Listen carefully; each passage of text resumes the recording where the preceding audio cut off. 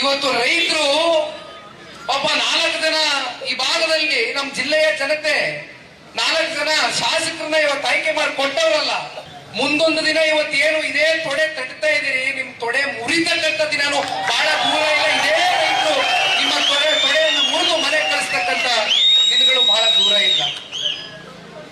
ಓಹೋ ಹೇಳ್ತಾರೆ, ಏನು ಮಕ ನೋಡ್ಬಿಟ್ರೆ ಗೊತ್ತಾಗ್ಬಿಡ್ತದಂತೆ.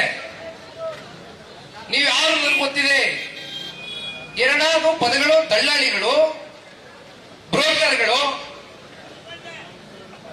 ಮಾನ್ಯ ಮುಖ್ಯಮಂತ್ರಿಗಳಿಗೆ ಸನ್ಮಾನ್ಯ ದೇವೇಗೌಡರ ಮನೆ ಬಾಗಿಲಾಗ್ಲಿ, ಸನ್ಮಾನ್ಯ ಕುಮಾರಣ್ಣವ್ರ ಮನೆ ಬಾಗಿಲಾಗ್ಲಿ, ದಳ್ಳಾಳಿಗಳಾಗ್ಲಿ, ಏಜೆಂಟ್ಗಳಾಗ್ಲಿ, ಇವಾಗ ಏನ್ ಈ ಪ್ರಾಜೆಕ್ಟ್ ಮಾಡಕ್ಕೆ ಪಾಪ ಬಹಳ ವೇಗದಿಂದ ಹೊರಟು ಬಿಟ್ಟಿದ್ದೀರಲ್ಲ.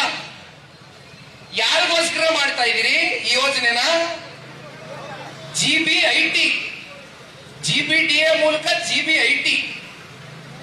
ಅದೆಂತದು 2000 ಎಕರೆಯಲ್ಲಿ ಎಂತ ಸಿಟಿ ಅಣ್ಣ? Artificial intelligence, AI city. ನೋಡಿ ತಿಳ್ಕೊಂಡಿದ್ದೀರಾ? ನಮ್ಮ ಯುವಕರು ಓದವ್ರೆ, ರೈತರ ಮಕ್ಕಳು ನೋಡಿ ಹೆಂಗ್ ಹೇಳ್ತಾರೆ. ರೈತರ ಮಕ್ಕಳು, ರೈತರು ಓದ್ತೇ ಹೋದ್ರು ಕೂಡ ಬುದ್ಧಿವಂತರು, ಪ್ರಜ್ಞಾವಂತರು, ತಿಳುವಳಿಕೆದಾರರು. ಯಾವನ್ಸ್ಬಿಡ್ತೀವಿ ಅನ್ಕಬಿಡಿ. ಪಾಪ 2000 ಎಕರೆಯಲ್ಲಿ ಅದೆಂತದ AI ಸಿಟಿ ಮಾಡ್ತೀವಿ ಅಂತೀರಲ್ಲ ಸ್ವಾಮಿ. ಕಳೆದ 6 ತಿಂಗಳು, 1 ವರ್ಷ, 2.5 ವರ್ಷದಿಂದ ಆ ಬೆಂಗಳೂರು ನಗರದಲ್ಲಿ ಬಹುಶಃ ನೀವೆಲ್ಲ ಮಾಧ್ಯಮಗಳಲ್ಲಿ ಚರ್ಚೆ ನೋಡಿದ್ರೆ ಏನೋ, ನಿಮ್ ಯೋಗ್ಯತೆಗೆ ಗುಂಡಿ ಮುಚ್ಚಕ್ ನಿಮ್ಮ ಹತ್ರ ದುಡ್ಡಿಲ್ಲ ಈ ಸರ್ಕಾರದಲ್ಲಿ. ನಮ್ ತಾಯಂದ್ರಲ್ಲಿ ಕೈ ಜೋಡಿಸಿ ಮನವಿ ಮಾಡ್ತೀನಿ ಕಣ್ರವ. ಅದೆಂತದೋ 5 ಗ್ಯಾರಂಟಿ ಅಂತ ಹೇಳ್ತಾರೆ. ನಾವು ಗ್ಯಾರಂಟಿಗಳನ್ನ ವಿರೋಧ ಮಾಡ್ತಾ ಇಲ್ಲ ಕಣವ. ಆದ್ರೆ ನಿಮಗೆ ಸರ್ಕಾರ ಏನ್ ಹೇಳಿತ್ತು, ಅವರ ಪ್ರಣಾಳಿಕೆಯಲ್ಲಿ ಅವ್ರು ಹೇಳದಂತ ನುಡಿಮುತ್ತಿನ ಮಾತುಗಳು ನಾವು ಹೇಳ್ತಾ ಇಲ್ಲ ತಾಯಿ. ಪ್ರತಿ ತಿಂಗಳು 2,000 ರೂಪಾಯಿ ಕೊಡ್ತೀನಿ ಅಂದ್ರು.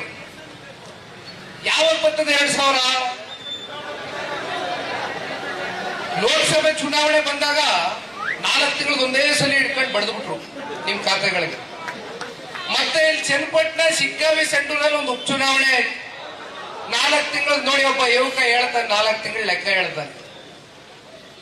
ಯಾರು ದುಡ್ಡು ಕೊಡ್ತಾವ್ರವ ಅವರು?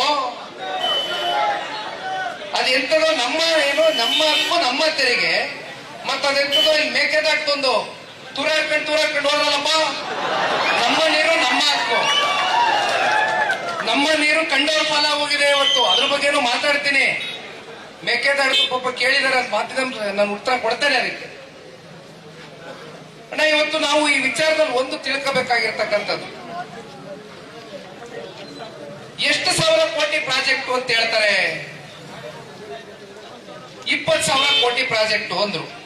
ಈಗ ಹೇಳ್ತಾ ಇರ್ತಕ್ಕಂಥದ್ದು ಈ 20,000 ಕೋಟಿ ಪ್ರಾಜೆಕ್ಟ್ ಅಲ್ಲಿ ಹಣ ಹೂಡಿಕೆ ಮಾಡ್ತಕ್ಕಂಥದಕ್ಕೆ ದುಡ್ಡು ಎಲ್ಲಿದೆ ಅಂದ್ರೆ, BMRDA ಇಂದ 2,950 ಕೋಟಿ ಸಾಲ ತಗೋತಾರಂತೆ. ಮತ್ತೆ ಬಾಹ್ಯ ಸಾಲ ಬಂದ್ಬಿಟ್ಟು ಹುಡ್ಕೋದಿಂದ ತಗೋತಾರಂತೆ. ಹುಡ್ಕೋದಿಂದ ಹೆಂಗ್ ತಗೋತೀರಿ ನೀವು ಸಾಲ? ನೀವು ಬ್ಯಾಂಕ್ ಅಲ್ಲಿ ಲೋನ್ ತಗೋಬೇಕಂದ್ರೆ ನಿಮ್ಗೆ ಸಂಪೂರ್ಣ ಪ್ರಾಸೆಸ್ ನಿಮ್ಗೆ ಗೊತ್ತದೆ. ಏನ್ ಮಾಡ್ಬೇಕಣ್ಣ? ಜಮೀನು ಹಣ ಇಡಬೇಕು, ಶೂರಿಟಿ ಕೊಡಬೇಕು, ಅಥವಾ ಮಾರ್ಟ್ಗೇಜ್ ಕೊಡಬೇಕು. ಯಾರು ಕೊಡ್ತೀರಿ? ಮುಖ್ಯಮಂತ್ರಿಗಳೇ, ನಿಮ್ಮನೆ ಆಸ್ತಿ ಕೊಡ್ತೀರಾ ಮಾರ್ಟ್ಗೇಜ್ಗೆ?